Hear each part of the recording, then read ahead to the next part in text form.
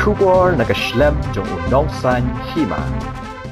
Satang kumba prabanai tam ka election chakayeng dorbar tauan jong ka jella kan sadon.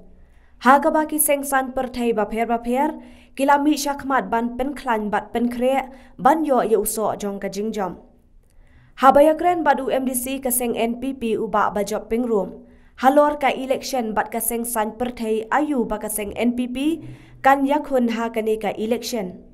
Nakaliang ka jong ula kren syai baharilum kasi bat jantia ka NPP kan yakhun bat barok kiseng. Ha West Khasi Hills kan yakhun persya bat kaseng HSPDP. Harilum jantia bat ka UDP. Ha East Khasi Hills kan yakhun bat ka UDP ka TMC ka Congress bat kiwe. Ha kabayday bat ka rilum garu nakaliang uba pingrum ulay thu ba ka NPP kan yakhun persya bat ka TMC. Ulaban rabru da kabaong ba ka NPP kan poy siya ka jingjob habaro ki constituency ha kani ka election ka banuan.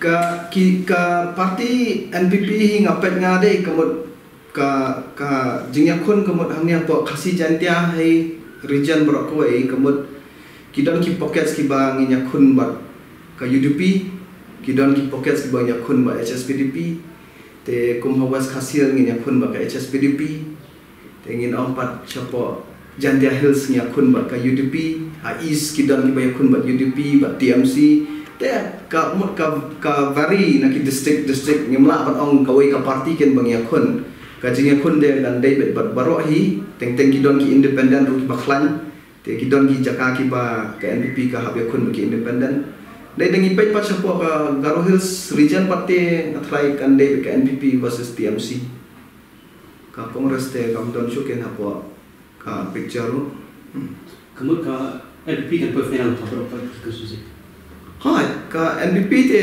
kamot kan point final ba